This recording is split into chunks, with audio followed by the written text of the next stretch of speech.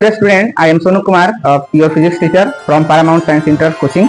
आज हम लोग डिस्कस करेंगे गॉस लॉ और उससे रिलेटेड क्वेश्चन। तो हम लोग प्रीवियस क्लास में गॉस लॉ का इक्वेशन हम लोग पढ़े थे, ठीक है। तो गॉस लॉ का जो इक्वेशन हम लोग पढ़े थे ये था total flux is equal to Q inside by epsilon naught. इस पे बेस्ट जो सवाल पूछे जाते हैं बोर्ड एग्जाम में वो किस टाइप के रहते हैं, आज उसी को हम लोग डिस्कस करेंगे।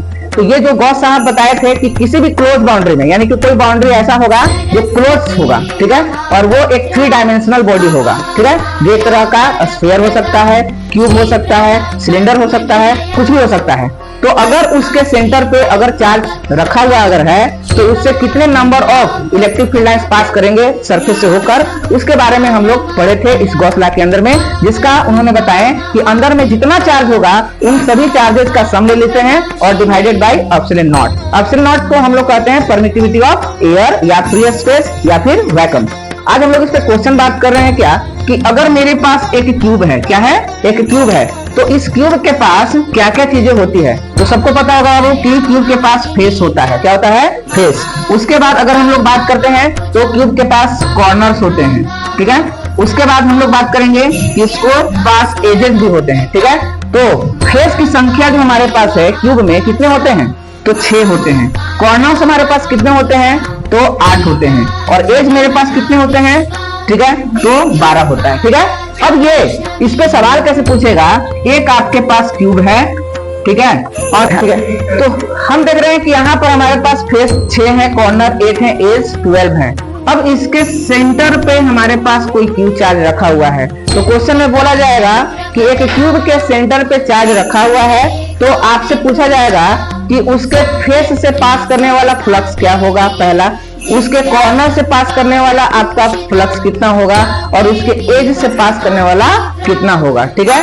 और अगर हम पूरे होल बॉडी का कहें, दैट मींस क्यूब का कहेंगे कि कितना होगा, तो पूरे इस क्यूब से पास करने वाला जो टोटल फ्लक्स होगा उसको हम लोग क्या कहेंगे, क्यू बाई एप्सिलॉन नॉट, क्योंकि ये बॉडी के सेंटर पर है। लेकिन जब किसी एक फेस से कहेगा वो, यानी कि टोटल इसमें फेसेस कितने हैं, 6, और अगर उससे फेस कर रहा है तो बताइए कि एक फेस से अगर पास करेगा तो कितना होगा, तो 1/, क्या हो जाएगा, 6 हो जाएगा। तो यानी कि फ्लक्स पासिंग थ्रू आपसे पूछा जाएगा फेस कितने होते हैं, तो टोटल 6 है और उसमें से एक से पास करने के लिए बोलेगा तो क्या बोलेंगे, 1/6 क्यू बाई एप्सिलॉन नॉट। ये ऑब्जेक्टिव पूछा जाता है कि क्यूब के एक फेस से गुजरने वाला, पास करने वाला जो है टोटल इलेक्ट्रिक फ्लक्स कितना होता है, तो 1/6 क्यू बाई एप्सिलॉन नॉट। अब बताइए उसी तरह से उसके कॉर्नर से अगर कहेगा फ्लक्स पासिंग थ्रू कॉर्नर तो कितना हो जाएगा, तो टोटल 8 है, तो एक से पास करने वाला 1/8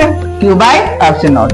अब बोलेगा फ्लक्स थ्रू एज बताइए, फ्लक्स थ्रू एज तो कितना हो जाएगा, तो 1/12 क्यू बाई एप्सिलॉन नॉट। तो आपने देखा कि हम अगर किसी चार्ज को क्यूब के सेंटर पे रखेंगे तो उसके किसी एक फेस से कितना पास होगा, 1/6 क्यू बाई एप्सिलॉन नॉट। उसके कॉर्नर से कितना होगा, 1/8 क्यू बाई एप्सिलॉन नॉट, और उसके एज से कितना होगा, तो 1/12 Q by epsilon not. I hope आप लोग को ये वीडियो बहुत अच्छे से समझ में आया होगा।